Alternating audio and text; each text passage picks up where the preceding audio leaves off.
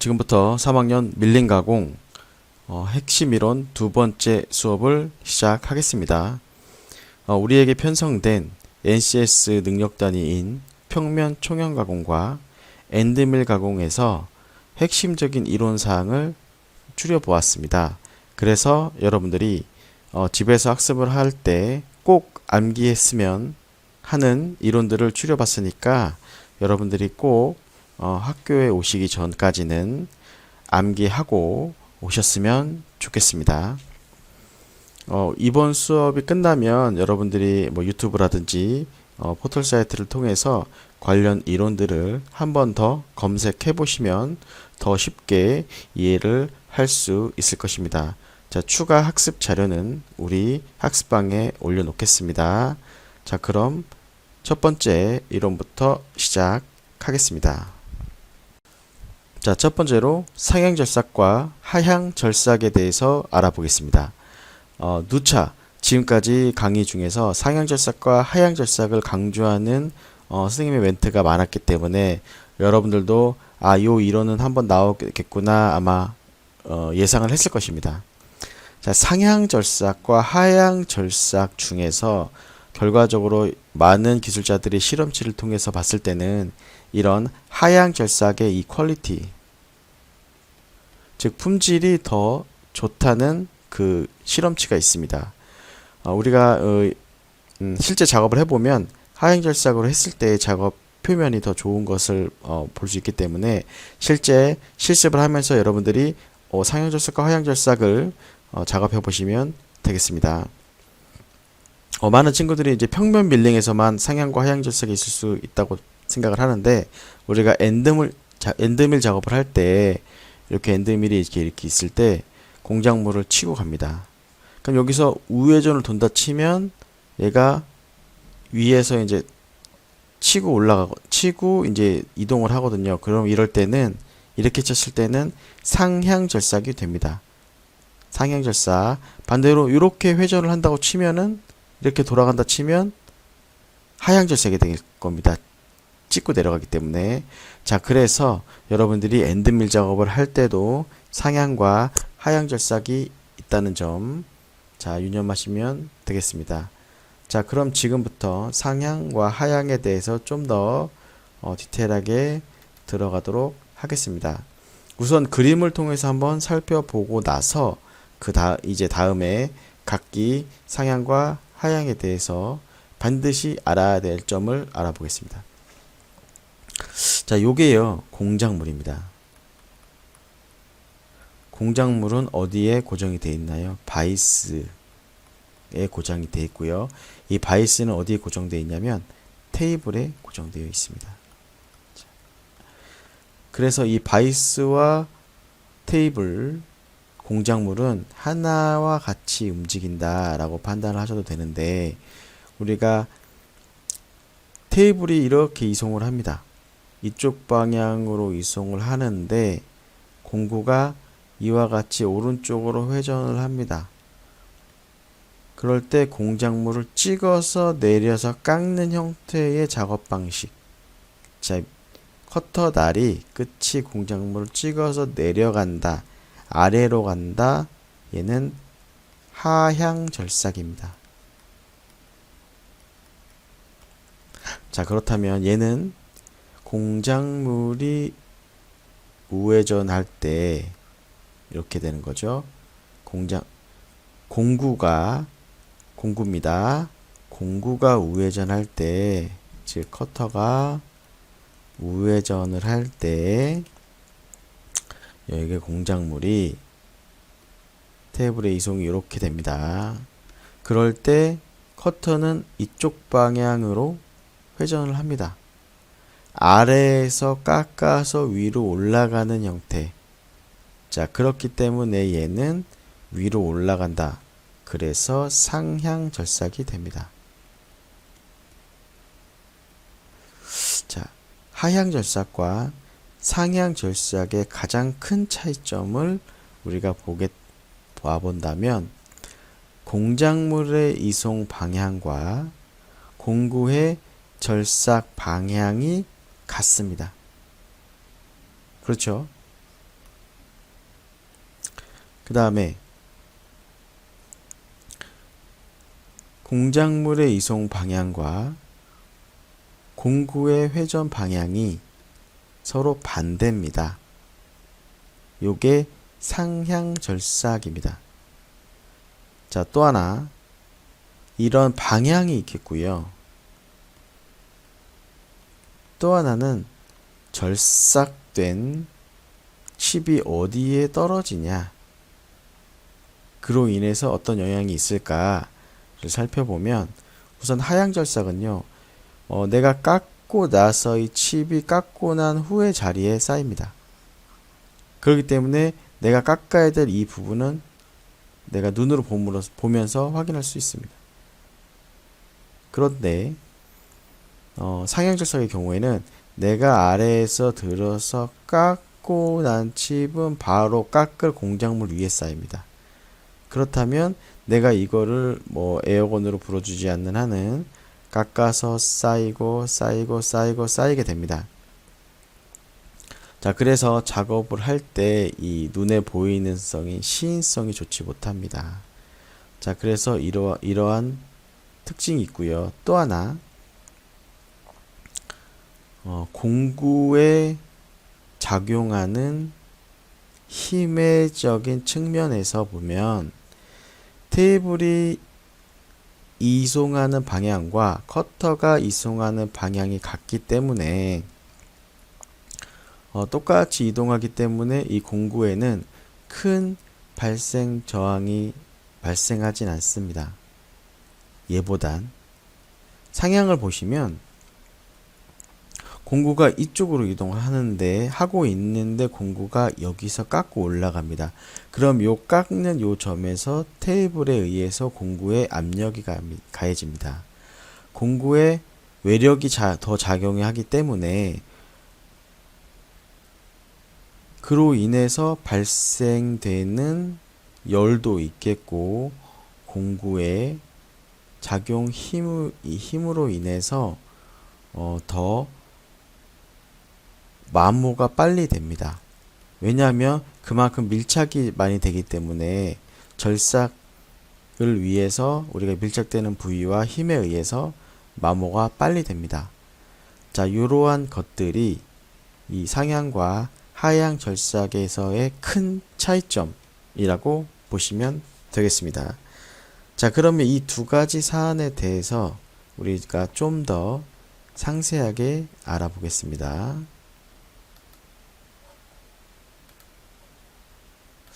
자, 그럼 우선 상향 절삭에 대해서 살펴보겠습니다. 상향이 뭐였냐면, 우리가 공작물이 있을 때, 깎였다고 쳤을 때 위로 찍혀 올라가면서 이렇게 깎아 나가는 거였죠. 이렇게.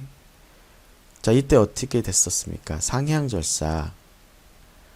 테이블의 이송 방향과 공구의 이송 방향이 서로 이렇게 다르다 보니까 공구의 접촉점에 발생되는 힘이 더 커서 여기에, 그렇기 때문에 이 치고 올라갈 때의 동력 소비가 더 큽니다. 자, 그래서 날 끝이 일감을 치켜 올리기 때문에 이 올리면서 외력 F, force를 조금 더 크게 받기 때문에 동력의 소비가 큽니다. 자, 그렇다 보니까 우리가 여기 절삭되는 부분에 또 열이 많이 발생해서 우리가 철 재료에 열이 발생하면은 거기에 성질이 변합니다. 성질이 변하고, 또 그렇기 때문에 표면의 거칠기가 좋지 못합니다. 자, 여기 왜 색깔이 다르냐면 이 표현과 이 표현은 모두 동일한 내용입니다. 즉, 작업이 완료된 공작물의 표면은 매끈하지 못하다. 즉, 깔끔하지 못하다는 거죠. 정밀도가 좋지 않다. 그런데 왜 이렇게 세 개의 표현을 가져왔냐면, 우리 누차 얘기했지만 우리가 기계를 공부하는 데 있어서 기계에 대한 이론을 정립한 학자들이 되게 많습니다. 또 그로 인해서 만들어진 전공 서적도 되게 많습니다. 각자 다른 사람들이 각자 다른 체계에 각자 다르게 서술했기 때문에 동일한 표현이라도 물론 저작권 때문에도 있겠지만 동일한 표현임에도 불구하고 이와 같이 다르게 표현하고 있고 또 우리가 기술자임을 증명하기 위한 어떤 자격증을 취득을 할 때 이렇게 서로 다르게 표현이 나오기도 합니다. 그래서 우리는 이러한 표현들을 알아두어야 할 필요가 있습니다. 자, 표면 거칠기, 뭐 조도라고도 하죠. 그러니까 다양한 용어가 쓰입니다. 자, 표면의 거칠기, 즉 까끌까끌한 정도가 좋지 못해요. 그래서 매끈하지 못하다. 마찰열이 크게 발생하기 때문에 가공면이 거칠다. 즉 표면 거칠기가 좋지 못하다면 곧 가공면이 거칠다. 반대말은 뭐 매끈하다 정도가 있겠고요. 하향절삭에 비해 뭐 이런 식으로 표현이 되는데 가공면이 깨끗하지 못하다. 깨끗하지 못하고 가공면이 거칠고 표면 거칠기가 좋지 못하다는 모두 다 동일한 용어다 라고 이해하시면 되겠습니다. 자, 또 하나 상향절삭은 이게 공작물을 치켜 올립니다. 그럼 어떻게 되겠습니까? 공구가 위로 들리게 됩니다. 그렇기 때문에 일감을 단단하게 고정시킬 필요가 있습니다. 자, 그래서 결론적으로는 지금까지 얘기했던 건데 공작물의 이송 방향과 커터의 절삭 방향이 다르므로 공구 끝점에서 외력이 발생함으로써 접촉면에 공구가 접촉면을 발생을 할 때 그 마찰열이 하향에 비해 더 크게 발생하고 그 외력에 의해서 접촉면의 마모가 커서 공구 수명이 더 짧더라가 이것도 핵심적인 표현입니다. 자, 지금 여러분들은 이 수업이 끝나고 나면 노트 필기를 하실 텐데요. 반드시 이 부분들은 필기를 해서 암기하시면 되겠고요. 암기를 하실 때 이런 식으로 여러분들이 그림을 그려가면서 이해하면 왜 이렇게 마찰열이 나올까? 왜 큰 외력이 발생을 할까? 라고 이해하시면 생각하면서 이해를 하시면 좀 더 쉽게 암기를 하실 수 있습니다. 자, 우리가 기기에 무리를 주지 않는다는 것은 하향절삭은 이렇게 내려 찍으면서 가공을 하기 때문에 그 하부 구성 요소에 그 테이블 이 밑에 이제 새들 니 요 부분에 어떤 영향을 주기 때문에 이 부분은 강성을 크게 우리가 강한 성질을 크게 가져가야 되는데 얘는 그렇지 않아도 된다는 점이 좀 장점이 되겠고요.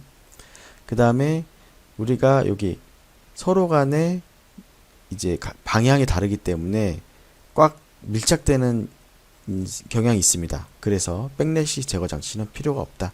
즉 뒤틈이라고 합니다.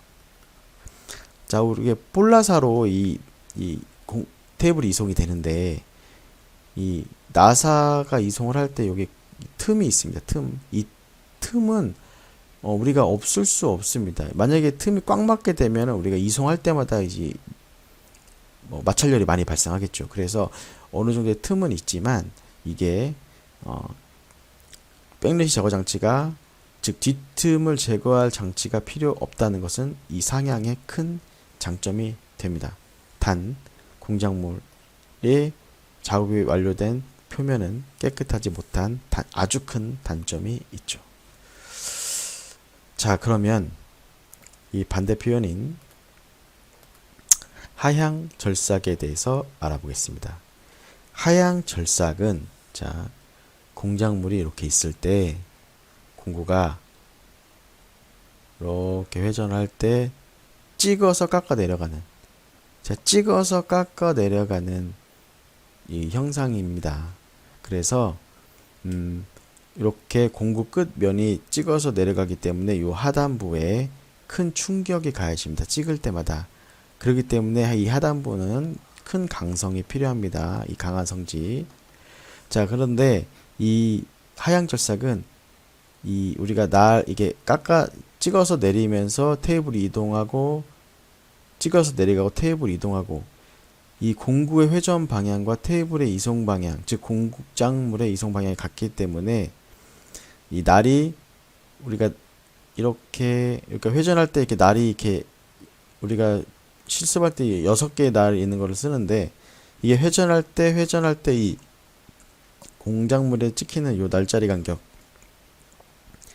이 날짜리 간격이 짧습니다. 상향에 비해서. 그래서 표면 거칠기가 좋은 것도 있습니다. 자, 그래서 얘는 상향에 비해서 날에 작용하는 힘이 또 적기 때문에 날의 마멸이 적어서 공구 수명이 깁니다. 또한 절삭된 칩이 자 깎아서 여기 이미 가공이 완료된 면에 쌓이기 때문에 내가 작업할 면을 잘 볼 수가 있습니다. 자, 그래서 이제 커터 날과 일감의 이송 방향이 같은 거는 누차 얘기했고, 그래서 공작물을 누르는 형태가 됩니다. 공작물을 누르는 형태가 되기 때문에 고정이 상대적으로 간편합니다. 고정이 간편하다. 우리가 바이스로 좌우를 이제 고정시키기 때문에 상대적으로 가공물 고정은 그거 외에는 딱히 위로 들리지 않기 때문에 공작물의 고정이 간편하다. 자, 그래서 가공면이 깨끗하기 때문에 고정밀의 절삭이 가능하다. 자, 요게 이제 장점인데 단 뒤틈이 발생합니다. 왜냐하면 테이블에 이송해서 볼라사가 이송을 할 때 얘가 찍어서 내려치는 이렇게 이쪽 방향으로 공작물을 내려치기 때문에 공작물의 연결에 테이블에도 영향이 돼서 덜컹덜컹하는 여기 테이블의 이송 나사에서 약간 좌우로 움직이는 뒤틈이 발생함으로써 반드시 백렛이 제거 장치가 필요하다는 이런 단점이 있습니다. 그래서 이 내려 찍으면서 이렇게 작용하는 것에 영향이 크기 때문에 큰 강한 성질이 이 하부에 필요하다. 그래서 이런 어떤 열처리라든지 이런 게 추가적으로 더 필요하기 때문에 이런 단점이 있습니다. 그래서 이 상향 절삭과 하향 절삭에 대한 이러한 점은 좀 유념하시고 작업에 임하시면 좋겠습니다. 자, 이 조금 길었는데요. 여러분들이 상향과 하향 절삭에 대해서 잘 알아두어야 되기 때문에 좀 길게 선생님이 설명했습니다. 자, 두 번째, 밀링 가공을 할 때 이 테이블의 이송 속도에 대해서 알아보겠습니다. 밀링 가공에서 작업량, 이거 얼마큼 작업할 수 있어? 를 판단하는 주요 기준이 이 테이블의 이송 속도입니다. 자, 이 커터의 회전 속도, 이 커터가 얼마만큼 빨리 회전하냐는 이 공작물을 얼마만큼 빨리 깎아서 절삭을 할 수 있냐, 그것과 관련이 있습니다. 그렇기 때문에 공작물의 표면과도 관련이 큰데, 물론 그것은 이송 속도가 받쳐져야 되는 거고요. 천천히. 자, 근데 이송 속도는 뭐냐면, 자, 공작물이 여기서 여기를 가공할 때 얼마만큼 빨리 가냐, 즉 이 단위는 1분당 몇 밀리미터를 깎을 수 있냐의 판단이 됩니다. 이게 크면 클수록 이송 속도를 빠르게 줘야 되는 거고, 얘가 작으면 느리게 가줘야 합니다. 자, 그래서 우리가 이것은 뭐냐면, 커터가 하나가 깎고 올라가고 그 다음번이 얘가 깎아가고 그 다음번이 이렇게 깎아갑니다. 그래서 날 하나마다 우리 공작물을 살펴보시면 이 날짜리 간격이 보입니다, 여러분들. 그럼 이 날짜리 간격과 이것을 우리가 FZ라고 합니다. 자, FZ라고 하고, 그 다음에 1회전당 이송. 자, 1회전당 이송은 내가 몇 개의 날이 있고 그 날이 다 깎일 때 그 이송이 이렇게 규정이 되는 거고요. 이렇게 해서 1분간 얼마만큼 갔냐, 요게 이제 우리한테 제일 중요한 이제 요소가 되겠습니다.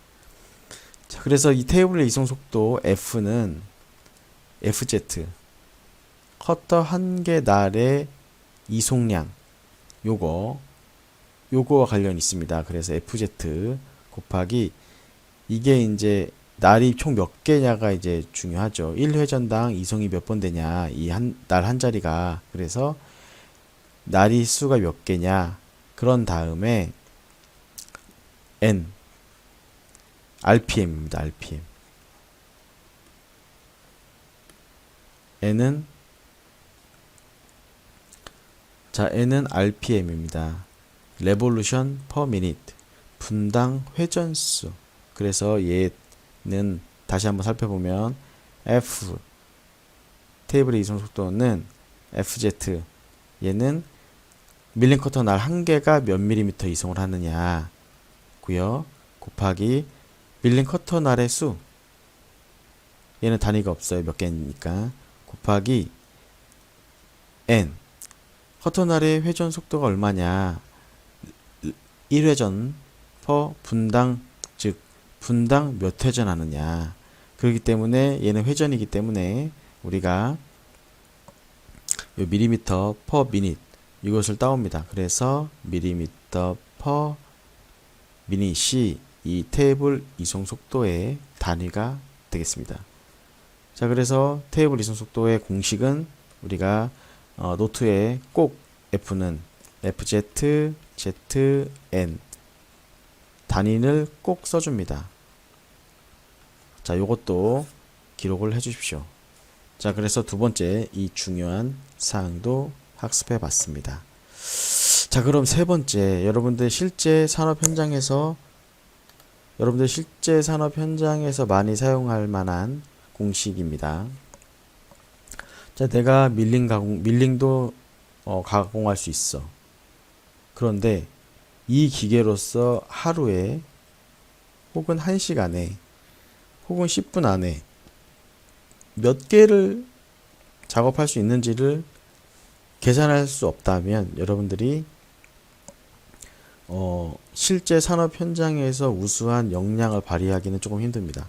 자, 그래서 이 공식은 무조건 암기해야 됩니다.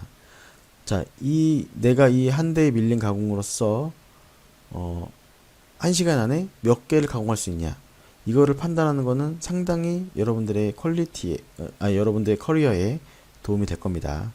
자, T 가공하는 시간은 절삭 길이 몇 밀리미터냐 내가 총 몇 밀리미터를 절삭을 하는데 커터는 몇 밀리미터의 지름이 있는 걸로 내가 가공을 하냐 뭐 100mm가 있을 것이고 120mm가 있을 것이고 혹은 50mm가 있을 것이고. 자, 근데 이거를 뭘로 나누냐면 방금 전에 계산한 F 테이블의 이송 속도로 나눕니다. 테이블 이송 속도는 단위가 밀리미터 per revolution 밀리미터 per minute. 자, 분당 몇 밀리미터 가느냐였습니다. 자, 그렇기 때문에 자, 우리가 얘가 이렇게 계산해 버리면 자, 이렇게 해서 우리가 단위는 미니트가 나옵니다. 미니트. 그래서 우리 이 T는 L 플러스 D분의 F 이거를 꼭 암기하시면 되겠고요. 선생님 추천하는 거는 여기다 하나를 더해서 L 플러스 D분의 FZ, ZN 여기서 조금 더 오버한다면 FZ, Z 파이 D분의 1000V 이것은 N의 플러스인 것이죠. 분의 L 플러스 D. 자, 요거를 한 100번 쓰십시오. 100번 쓰신다면 이거 절대 안 까먹습니다, 여러분들. 여러분들이 현장의 기술자로서 성장을 해 나가려면 다른 사람들이 현장에서 무엇을 필요로 하는지를 생각해 봐야 합니다.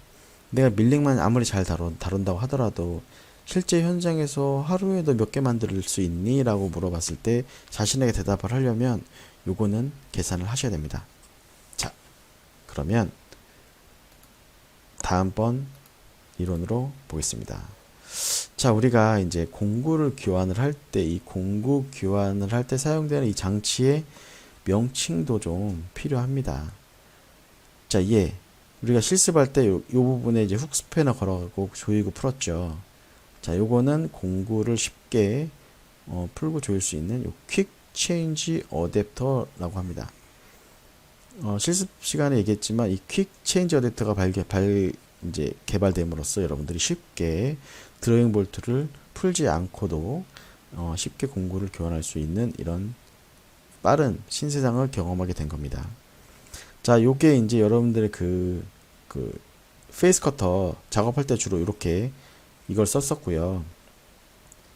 우리가 이렇게 드릴, 엔드밀 이런 걸 쓸 때는 이렇게 콜릿에 넣어서 이렇게 콜릿척 혹은 콜릿에 넣어서 여기다가 이제 장착을 하는 거죠. 그래서 요 밀링척 안에 요 콜릿척을 넣어서 여기에 이제 먼저 여기에 이제 드릴이라든지 엔드밀을 장착하는 요런 이제 장치들이 이제 공구를 교환하는 장치에 속합니다. 자, 그래서 우리 최소한 명칭은 알고 있어야 여러분들이 누구에게 뭐 기술을 전수하더라도 조금 더 가치 있는 전수 기회가 될 겁니다.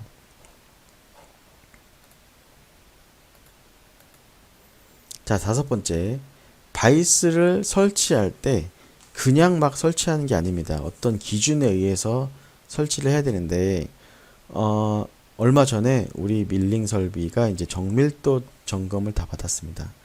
정밀도 점검을 할 때는 요 바이스에 요렇게 점검도 합니다. 일단 요 바이스 면을 깨끗이 닦고요. 요 바이스 옆에 보면은 이 고정 볼트들이 있습니다. 이 고정 볼트들도 어느 정도만 조여 놓고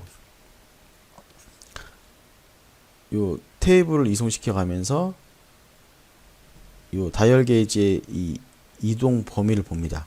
이게 움직이지 않을 때까지 이 고무망치로 통통 쳐가면서 이 바이스를 평행하게 그 다음에 직각에 맞게 검사를 합니다. 그래서 이 바이스도 아무렇게나 설치하는 것이 아닙니다. 그래서 이렇게 다이얼 게이지를 통해서 이 면을 이송시켜 가면서 좌우로 이송시키고 위아래로 이송시켜 가면서 이 다이얼이 움직이지 않게끔 설치해야만이 정밀도 높은 공작물이 만들어집니다. 자, 그래서 이러한 사항들은 우리가 알고 있어야 합니다. 자, 다음번. 자, 공작물 또한 여러분들이 그냥 고정하는 것이 아니라 바이스도 이렇게 정밀하게 설치를 했다면 공작물 역시 여러분들이 이렇게 이 면에 이 정밀하게 하게 하려면 처음 단에는 이렇게 고정되는 부분이 약간 이 면을 이 조의 이 끝면을 높이기 위해서 이런 이 블럭 게이지 이런 것들이라든지 옆에 이제 보호판들을 대면서 이 공작물이 잘 고정될 수 있게 이제 고정을 시키고 작업을 해야 됩니다. 자, 공작물이 작업할 때 흔들리게 된다거나 아니면 평행이 맞지 않으면 아무리 작업해도 직각도가 맞지 않고 평행이 맞지 않는 공작물이 만들어지기 때문에 이런 거는 잘 사용을 하셔야 되고요. 우리가 보통 이제 보호판으로서 이런 것도 사용을 하지만 원형의 얘는 면이 접촉돼서 면 접촉면이 많으면 많을수록 우리가 이제 평행하지 않는 공작물을 잘못 고정시키기 쉽거든요. 그래서 여기에 우리가 평행 육면체 가공할 때 여기다가 원형봉을 이제 놓고 작업하는 것은 이 선접촉, 면접촉보다는 이 선접촉을 시킴으로써 접촉 부위를 최소화시키려고 하는 것입니다. 자, 그래서 공정물을 고정하는 것도 이렇게 신중하게 생각을 하고 한다는 점 여러분들이 인지해 주셨으면 좋겠습니다. 자, 다음번. 자, 요 부분은 이제 우리가 밀링을 유지 보수할 때 가장 유념해서 보셔야 할 것인데요. 물론 이제 요즘 설비들에는 이게 자동으로 자동 공급 윤활유 자동 공급 펌프가 있어서 거기다만 넣어주면 각 프로 공급을 해줍니다. 자, 그렇지만 자, 이렇게 공급을 해주는 부위도 있고 여러분들이 눈에 봤을 때 직접 그 부분으로 넣어주기도 합니다. 자, 그래서 왜 윤활유가 필요한지를 알아야 여러분들이 현장에 가시면 32번, 68번, 뭐 어떤 경우는 뭐 46번 뭐 이런 것들이 있습니다. 이게 이제 점도와 관련이 되는 것인데 설비별로 메이커별로 여기 옆에 이렇게 넣어 있습니다.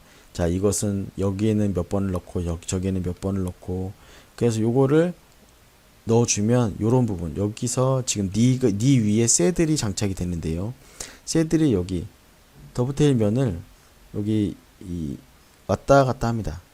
그러면은 여기에 윤활유가 있어야지만 얘가 원활하게 이제 슬라이딩이 됩니다. 또한 새들 위에는 테이블이 장착이 되고 여기 더브테일 면을 요 부분이 이제 이송을 하게 되는데요. 이 부분 또한 윤활유가 잘 주입되어야만 원활히 이송이 됩니다. 아닌 경우는 뻑뻑하고 잘 움직이지도 않고 소리가 쇠와 쇠가 부딪히니까 소리가 나기도 합니다. 자, 그래서 얘는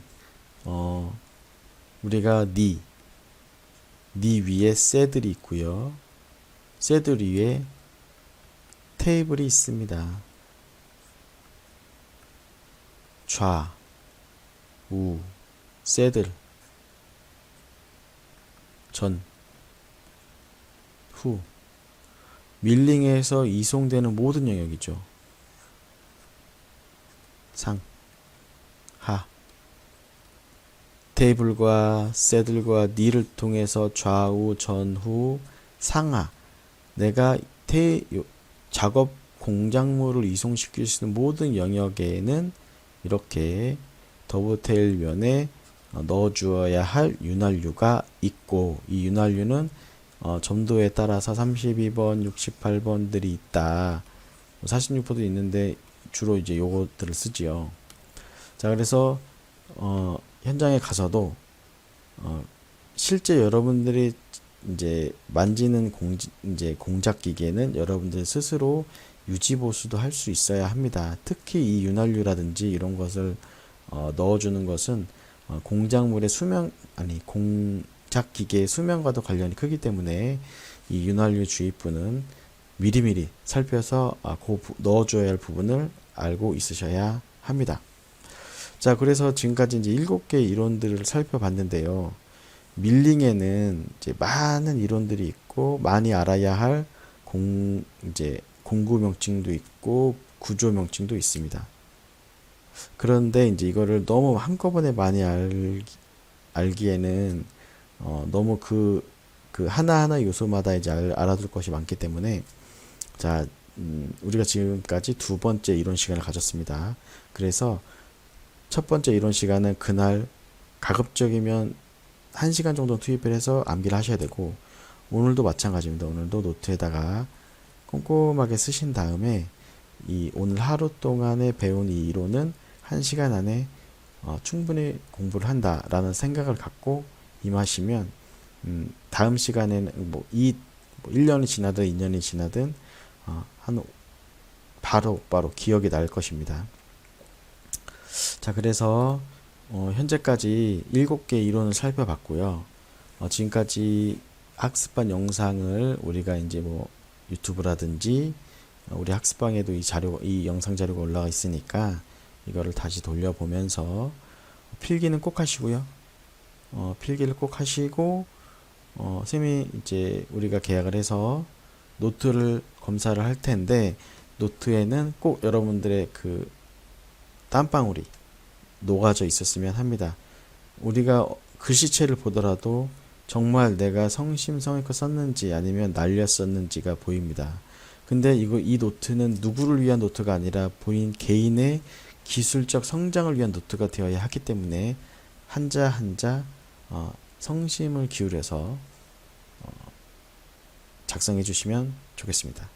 자, 지금까지 밀링에 대한 주요 이론들을 알아봤고요. 다음 시간 역시 밀링 수업 시간에 또 다른 이론으로 찾아뵙겠습니다. 자, 그럼 이번 시간 학습하시느라 고생 많으셨습니다.